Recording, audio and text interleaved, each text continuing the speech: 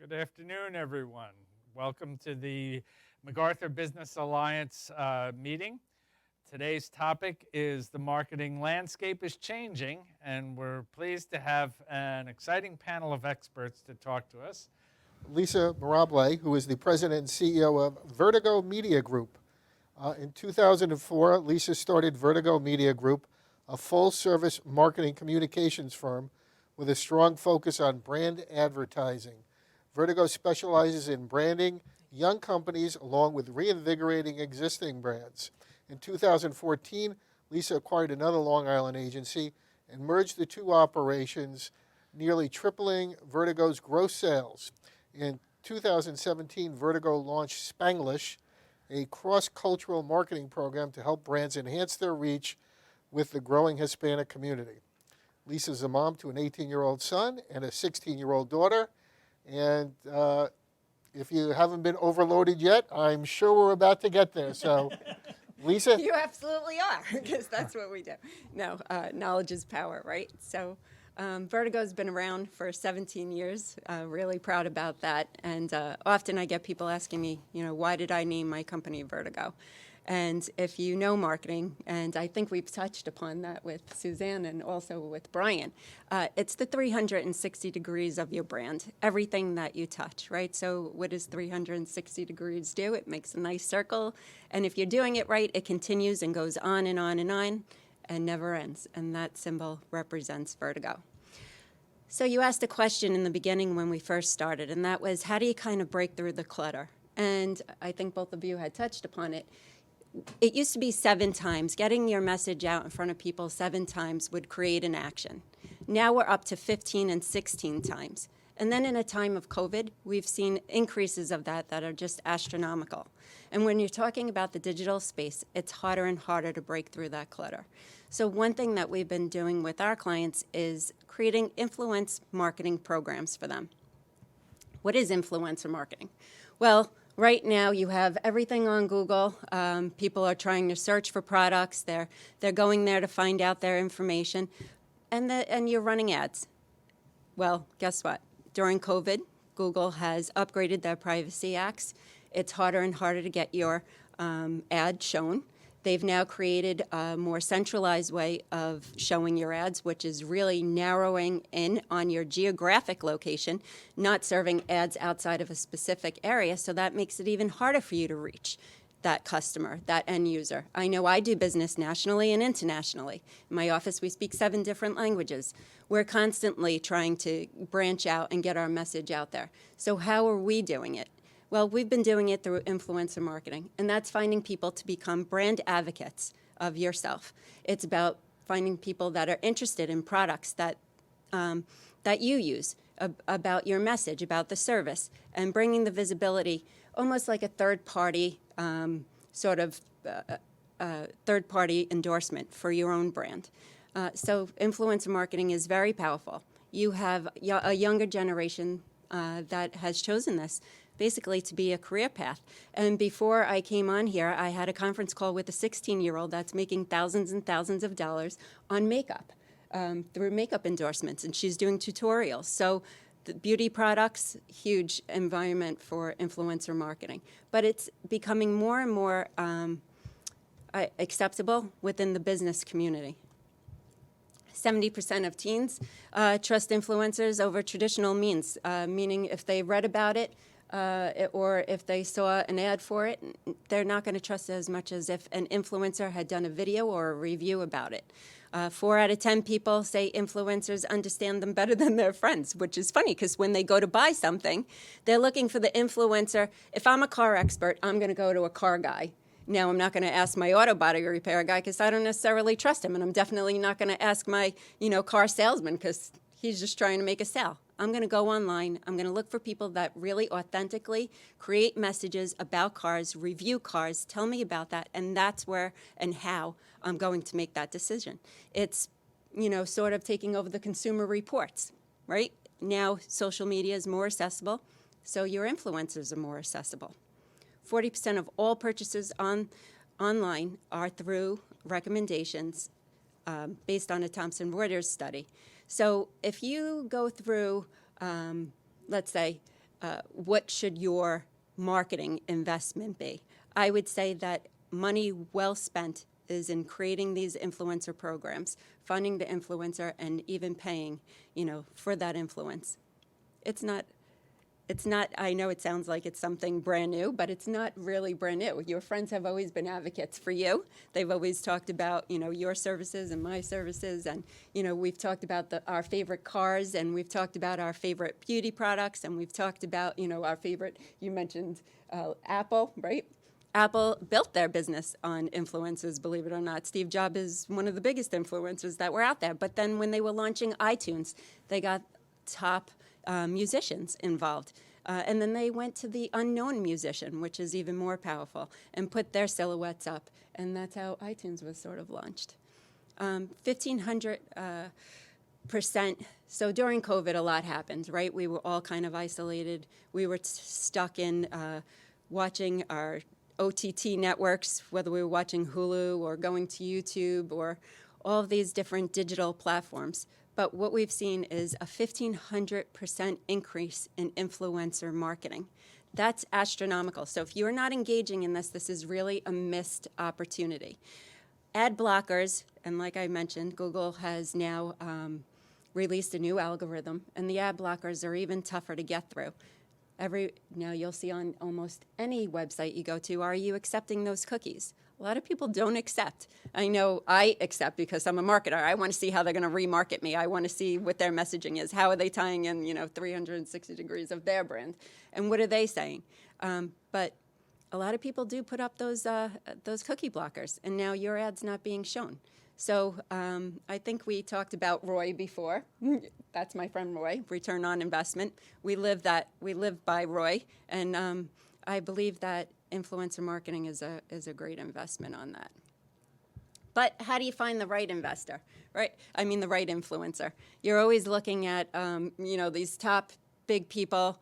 How much do they get paid? That's got to be expensive. Anyone with more of a reach is going to, that's where I need to be. But that's not necessarily true. Of course, you could go to the Selena Gomez's of the world, and you could go to all these big names, but to find an influencer for your product or service, you might want to just look on your local community Facebook pages. You might want to look at who's running them, who those admins are. You might want to look at the mom groups. You might want to look at your local schools, your churches, who's running their Facebook pages. Reach out to them. You can private message them.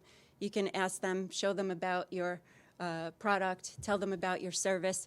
Sometimes you might want to bring out, free samples. Sampling programs are phenomenal. Sampling programs are not new. They've existed forever. But when you provide a product to your influencer and you create a brand ambassador, they speak volumes. They'll love your product. So some influencers influence influencers. Now say that 5 times fast. But that was really what I was just speaking about. And it's hard to believe, but 90% of consumers out there are really basing it on peer recommendations, which comes from the influencer. So kind of narrowing down that space, going to those mommy pages, looking at who's writing for mommy blogs. And now I'm talking about social media, but I'm also talking about website blogs. Mommy Poppins is huge, and they have writers. It's a hard time out there. They're all freelancing. So you find out who those authors are that really write about the products that you love, really write about those services, contact them directly, and I can guarantee you can strike up a deal on getting some publicity out there and creating that influencer marketing. So creating a budget, right? The micro-influencers, that's where I like to live. I really like to live within the micro-influencer space because even though we work with Fortune 500 companies, it's about creating the next generation for us. It's the next generation of buyers, the next generation of valued customers, loyalty, right? So that was part of Spanglish. And some of this is, multilingual, bilingual. You can't ignore the Spanish community. We now in 2021 are 23% Hispanic on Long Island. So if you're ignoring that, you're ignoring your future as a business owner. So I'm just going to throw that in there.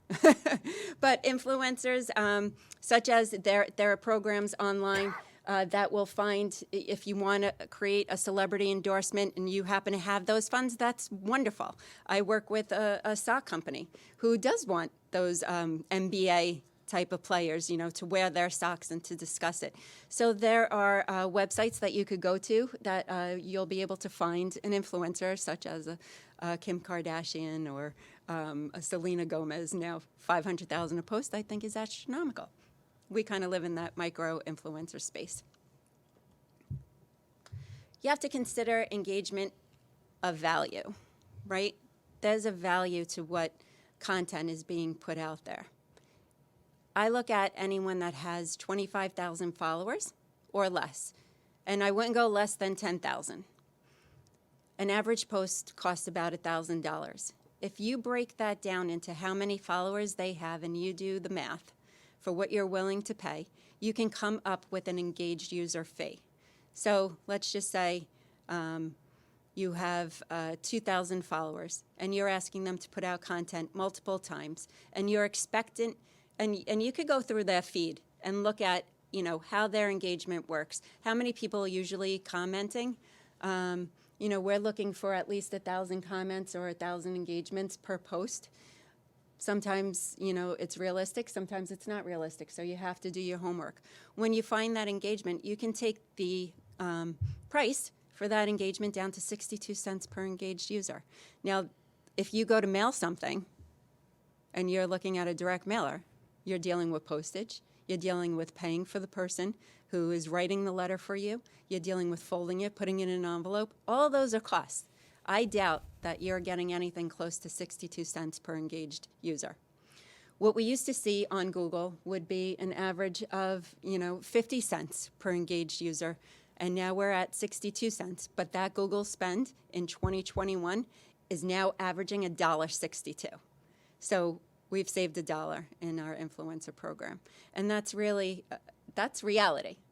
That's something that you really have to think about. Is it time? Yes, there's time. And you can't ignore what content are you giving this influencer. If you're not asking for that call to action, if you're not showing them that quality video, if you're not putting out, a service message, and if everything is not 360 degrees and you're not all speaking the same language, then don't bother.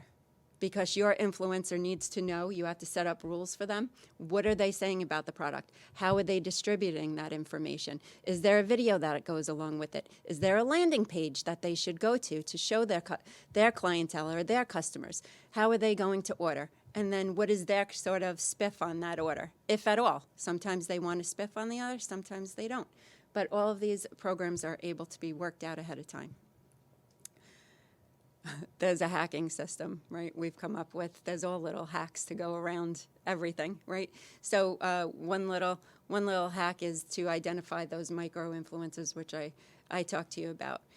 They get bombarded with requests. So I like to do video requests, and I find that I break through the clutter through my video requests, believe it or not. I put out a video, it's about me, right? A lot of what I do is hand-holding of my clients. I get personally involved in almost every client that I deal with on the level of I know their business, I know their peaks and valleys in their business, I know what's coming up next for them. So when I send out this video request, I want to be authentic. I want to be authentic about the service that I'm speaking about. I'm authentic in why I think they're a good fit, and I'm authentic about the potential and the growth potential for them as an influencer for being involved in my product, but also the growth potential of the product and what that could mean for them for the future. So that's a little hack for you. And I think that we talked about Roy already, and I do love him. He comes along with me on almost every meeting. I can't get away from it because my clients are analytical. They want to know. I work with a small business owner, but I also work with a large business owner. And when you deal with branding, it's hard to put, Roy in place. But when you're dealing with an influencer marketing or anything digital, I can most certainly introduce you to him and make him as valuable as possible for you. So he's part of this whole program. Some additional tips. We set up things that are sticky. And I say we want you to set up a campaign that wants the customer wanting more. Don't give them all of it. Don't give it all away. You want them to find out more. You want to engage. You want to start to own that customer. So what you provide your influencer is something that's sticky, whether it's a buy two, get one free, but they have to go to your website to get it, whether it's a coupon code. You give them little bits and pieces to get them to come back to you, so now you own them. And that's really where the value comes in, because you're building your own database. And we all know that data is king, right? Companies are valued on the data that they have available to them. That comes into their corporate valuation. So we're very cognizant of that when we put out a campaign. That's something that not all people do. Well, now I'm giving you away all my top secrets. But I think that you definitely want a professional when you're trying to build a community or giving them a reason to follow you. You want it done properly, and you want your content done really well. You want to bring it up to the next level. You want a video card so that they can remember you. You want to create that relevance and be authentic. I think that's the best advice I could give. That's really it. Terrific. Well, thank you very much. I'm curious, we don't want to talk about the influencing you would do for, say, a fundraising company, Sure. but let's pick on a lawyer. Those lawyers. The law, Be the careful. law, Pick on the lawyer. the law is the law. easy, is too the easy. Law, right? How would you go about differentiating the right influencer for a law firm like Taroff and Tate's? Well, I would say that you want to take the key practice areas. You want to look at that company, at that law firm and say, okay, what are their key practice areas? And really, like I guess Sue had said, you want to work with that end goal in mind. You want to say, okay, we want more personal injury cases, right? Who's the advocates for personal injury cases? It could be maybe the local fire department. It could be maybe a local law enforcement. It could be maybe the crossing guard at the school. You have to look at where the most successful cases have been for that firm, and then go about working your way backwards to find them, and then engage with them. And I go back to what I said earlier. It's that community. It's that micro-influencer that's going to help you. So if it's maybe that school crossing guard that happened to see, the guy running the stop sign, you want to engage with that person. You want to find out that community leader. Where do they belong? What are they engaging in online? And then reach out to them. So a lot of this really evolves around the personal recommendation and identifying the right strategy for the right recommendation and somebody that's going to have the outreach and the influence to benefit your client or the company that's trying That's to right. get known. In our case, and we want to thank Jim McGowan, who sent in a question for the panel. And Jim would like your opinion about direct email marketing. Is it still effective, and is it still part of the marketing plan? I'm assuming you're talking to me? Okay. Yes. Okay. Well, we'll put it for the whole panel. For the whole panel. Okay. Yes. Email is effective, but there is a ton of clutter out there. So I'm saying if you're going to engage in an effective email marketing program, you need to be creative with your subject lines, and you also need to be creative in the delivering method that you use, because there are so many unsubscribes. So you have to sort of be consistent with that email marketing. You want to be out there more than, I think, Brian, you brought up before, you want to be out there more than once a month. A lot of people are, are backing off of email because of the amount that is out there, and I say it's quite the opposite. You want to increase the amount that you're in those inboxes, because it is going to eventually get read. But again, we miss you. I think we've all gotten those subject lines that said, you subscribed. You have to be creative in what you're saying in that subject line in order to get them to click on it, to read it. And again, the video within the email, I think, is just so super powerful, and it's something you can't ignore. But I'll give that to you. No, I'd say, what you had given away some special sauce before, thing is that if you had your email campaign, certainly to your existing clients, anybody who's in your database already that knows you should get email on a regular basis, but it would be great if you had an email campaign that was a story that left people wanting more. And it really, you said content is king. It's about the content. If you have a message to say and you've got that catchy word, and I want to know what it is, the quote of the day, and it sounds crazy, but curiosity killed the cat, and it could keep people engaged. That's right. So an email is always an opt-in, right? So how did you get the data? Is it a list that you bought, or is it an opt-in? If they opt in, then they want to hear from you. So I don't like, clutter. So for me, less is more. I like to do once a month, so my clients know they're only going to get once a month. I'm not going to inundate them with a ton of email. And then when they get my email, I like to make sure it's nice and creative. So it does have a video, it does have, rich content. So make sure, when you are giving that value, content is king. So when they are going to receive that, they know they're getting value in that email, so they will open it. And Lisa, you're 100% right, that subject line has to be on point. So when they're opening it up, they know they're going to get something that they want to read. I think that's the key. Direct email is alive and kicking. I keep getting way too much of it now, but I don't see a lot of the inventive emails that you're talking about. And when they do, they stand out.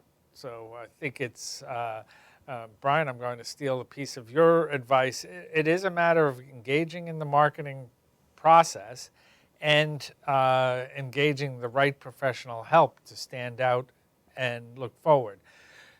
What, for our members, even on the line today, we've got engineering firms, architectural firms, accounting firms, insurance agency, the occasional attorney. Is there a first step that you would recommend for them as they go forward? And we'll start with you, Suzanne. So what do you mean by first step? What's the first thing that they need to do? Well, they need to contact us to see what their end goal is. Like, what are they looking to achieve? Are they looking for, more clients? Are they looking for exposure? That's a kind of a loaded question, just because everybody's business is different, right? So what is, their expectations for their business? Because everyone is looking for different. Are they looking to exit out of their business, or are they looking to ramp it up? So are they looking for more clients, or are they looking for recognition? Always more clients. I'm going to say that the first thing is almost exactly what we did. We started out a year ago before COVID-19 starting to say we want to grow. And we looked at marketing this and what could we do with those things. And we got so many different opinions that we had to back up. And I would say that everybody should start off by really analyzing their businesses and that old-fashioned SWOT analysis. You don't need to go outside of the house. You know your business better than anybody is going to know it. What's your strength? What are you really good at? Where are you making money? Where you're not so good? And then start coming up with what is your story. If you had a moment with your perfect customer, what is that story? Is it the same one you've been telling? Is it lost some of its confidence because maybe you're not delivering what you used to deliver? I think it's about painting your own dream. If you're an entrepreneur, you've already, and you're successful, you're in business more than 3 years, then you're a successful business. You've already got some track record. Paint a picture for yourself. Once you paint a picture for what your story is, then within what your means allow, employ either your own time or professional resources to get that out to a focused target market. If you're watching this particular episode, chances are you do not have a national marketing budget, which means your dollars can't go over on a network TV. You're not going to be Super Bowl commercial. If you're in a situation where you've got that, you can spend your money really, really wisely. 62 cents per engaged user is pretty reasonable. Spending time, you have your story, and then finding out who exactly is that client, and then getting a professional in, like Suzanne or Lisa, and working with them. They're more marketing firms. We're just a video service. And getting those people to say, help when you hone the target market down so that you can get that ROI to be reasonable. Suzanne? I'm sorry, Lisa, do you have any last comments? No, I'm just going to really agree with what was said here prior.